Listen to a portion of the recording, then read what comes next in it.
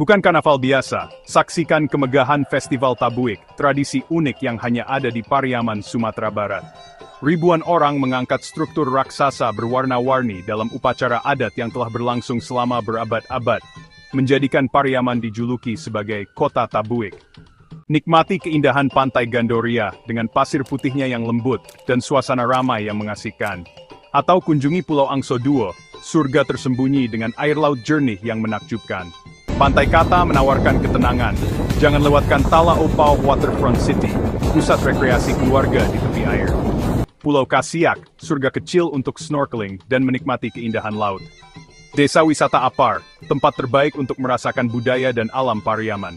Pariaman juga memiliki sejarah panjang sebagai kota pelabuhan dan pusat perdagangan sejak zaman Portugis.